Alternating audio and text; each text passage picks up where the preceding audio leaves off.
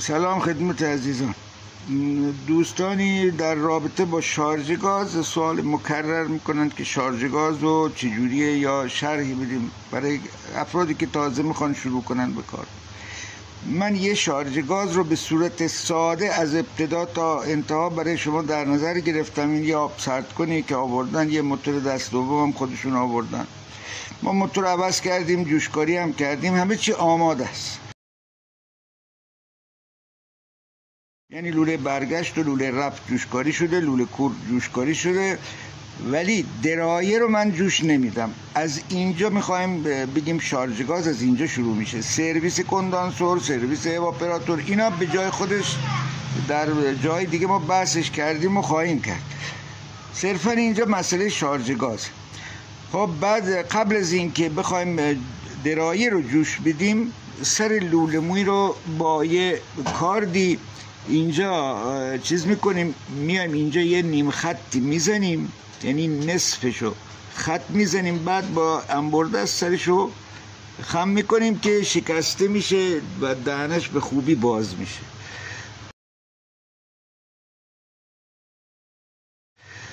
حالا اینم لوله موی آماده است، کندانسور هم آماده است. ما جلو کندانسور رو میگیریم. حالا اجازه بدید رفیق ما بگیره. خیلی بعد از اینکه جلو کندانسور رو گرفتیم، گاز باز میکنه. یه مقدار که گاز باز شد، الان اگه ببینید گیج رو 20. خب همین هم کفایت میکنه. بعد باید ببینیم اینجا هوا بیرون، گاز بیرون میاد یا نه. اگر لوله مویتون خیلی ریزه و درست متوجه نمیشید، میتونید دستتون رو خیس کنید یا ذره بگیرید جلوش، دستتون خنک میشه، در اون صورت گاز داره میاد بیرون. حالا اینجا چند تا اتفاق با هم میفته. یکی که میفهمیم لوله برگشت که جوش دادیم یا نه کیپ نیست، چون اگه کیپ باشه از تو لوله مویی نمیاد بیرون. بعدن جلو کندانسور رو الان مثلا برای این دستگاه یه خورده دیگه صبر میکنیم که داخل اواپراتور اگر هوایی وجود داره بیاد بیرون. یعنی الان در حقیقت ما اواپراتور رو هوا کشی کردیم و اگه هوایی داخل اواپراتور بوده بیاد بیرون و گاز جاش بگیره. خب حالا تا اینجا میگیم اواپراتور کافیه. جلو کندانسور رو بلش میکنیم. خیلی خوب، جلو کندانسور رو هم ول کردیم و گاز اگه چیزی تونست بیاد. الان اگه دوباره گاز رو باز کنیم، این بار دیگه جلو کندانسور رو نمیگیریم، به راحتی از کندانسور میاد بیرون و خیلی دیگه صبر نمیخواد بکنیم. البته اگر لوله موی رو در بیاریم از اینجا، برای اواپراتور هم به همین ترتیب لازم صبر کردن نیست. میشه اواپراتور رو لوله موی در بیارین، این انجام بدین این کار رو، بعد نوبت کندانسور میرسه. به هر حال با این کارمون ما چه کار کردیم؟ کندانسور و اواپراتور رو از هوا خالی کردیم. دیگه اگر چیزی داخل ایناست گاز خالصه. حالا اگه درایر رو جوش بدیم و وکیوم بکنیم، دیگه خیالمون راحته که اگه عمل وکیوممون هم به خوبی انجام نشد، اشکالی نداره، چیزی تو مدار ما نیست که بخواد اذیت بکنه. خب حالا اجازه بدید من جوشکاری هم بکنم درایرمو و بعد مراحل بعدی شارژ گاز در خدمتتون هستیم.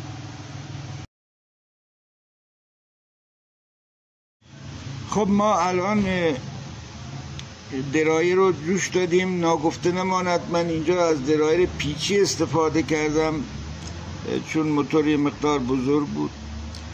درایر رو جوش دادیم و شلنگ که از قبل بسته بود و الان هم به موتور وکیوم داریم عمل وکیوم انجام بدیم. بعضی از دوستان شنیدم باز که وکیوم رو با زمان چیز میکنن، اندازه میگیرن، مثلا میگن 1 ساعت وکیوم کردیم، نیم ساعت وکیوم کردیم.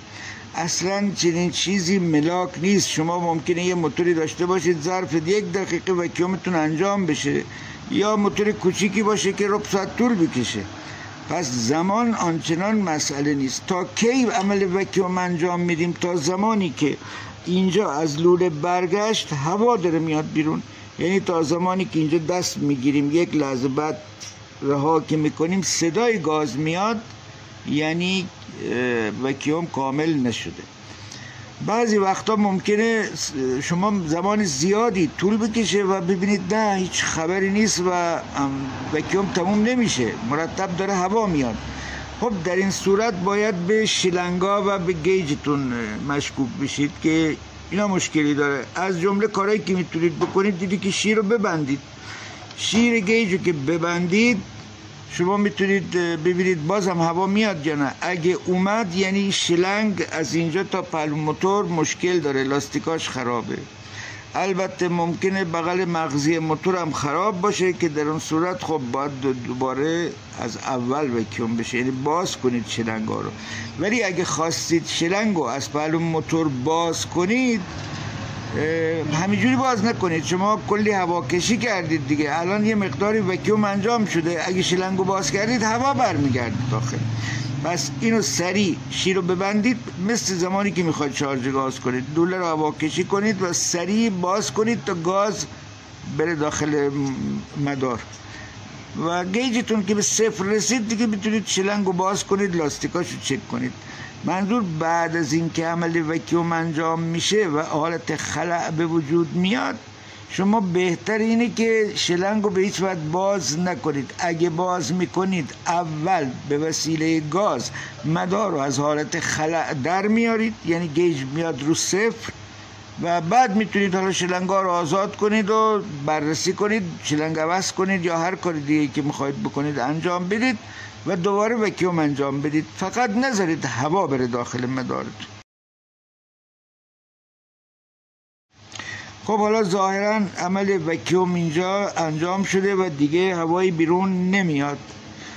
خب بعد از اینکه عمل وکیوم انجام شد کامل، ما شیر رو اینجا میبندیم، شلنگ رو باز میکنیم و اینو به گاز میبندیم اینجا.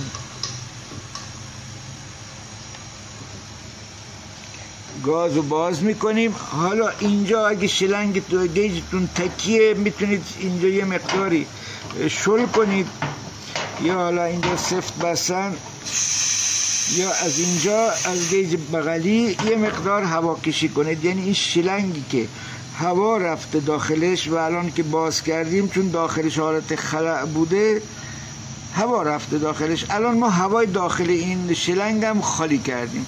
از اینجا به بعد دیگه ما ناچاریم، دیگه هواکشی قبلا کردیم و نمیتونیم الان دیگه هواکشی کنیم. خیلی خب، حالا گیج رو باز میکنیم که گاز بره داخل. معمولا اگه هوا خوب باشه، هوا خیلی سرد نباشه، اونقدر صبر میکنیم تا صدای گاز تموم بشه، یعنی گاز دیگه نیاد، ولی بعد از اون میبندیم. یک مسئله‌ای که به صورت تجربی من فهمیدم به صورتی که اگه شلنگ گاز، اگه کپسول گازتون باز باشه، فشار فرضاً اینجا رسیده رو 70 تا و دیگه صدای گاز نمیاد، فرض الله به نظر بیاد دیگه گازی حرکت نمیکنه. ولی اگه شما اینو به برق، اول اگه در حالت عادی اگه اینو به برق بزنید گیجتون ممکنه بره رو مثلا 0، حالا رو 5، یعنی گاز کمه، یه مقدار دیگه باید اضافه کنید. ولی اگه اینو بذارید فرضاً 2 ساعت به همین حالتی که به نظر میاد هیچ گازی عبور نمیکنه، اگه بعد 2 ساعت بیاید به برق بزنید میبینید یه مقدار گاز اضافه هم اومده با همون یک بار باز کردن. پس زمانی که گاز بازه، اگه مخصوصا کپسول پر باشه، تقریبا اینا باید با هم برابر بشن، یعنی یه مقدار مایعی که اینجا ته‌نشینه اونجا هم باید ته‌نشین میشه. حالا این نظر منه، ولی میدونم که گاز اضافی میره، خیلی بیشتر از اون چی که فکر میکنید میره. به نظر میاد که گازی عبور نمیکنه، ولی گاز عبور میکنه. بهترینه که بعد از اینکه بار اول باز کردید و صداش قطع شد میتونید کپسولتون رو ببندید اگه فعلا نخواستید به برق بزنید. حالا ما اینو به برق میزنیم، سیمشینا وصل نیست و شما معطل نمیتونم بذارم اینجا، ولی خب اینو به برق میزنیم، گیج بیاد پایین، رسید به 10 دیگه کافیه برای آب سرد کنی که آب نداره. اگه خیلی بخواید بذارید تو برق بمونه آب سرد کن مرتب گیجش بیاد پایین، بعد آب بریزید داخل منبعش که حساب دستتون بیاد. حالا من به صورت تجربی به قولن میگم گیج رو 10 همون اول اگه رو 10 باشه برگشتم خنک کنه، آبم که بریزن داخلش درست عمل میکنه. خب اینم از جریان شارژ گاز.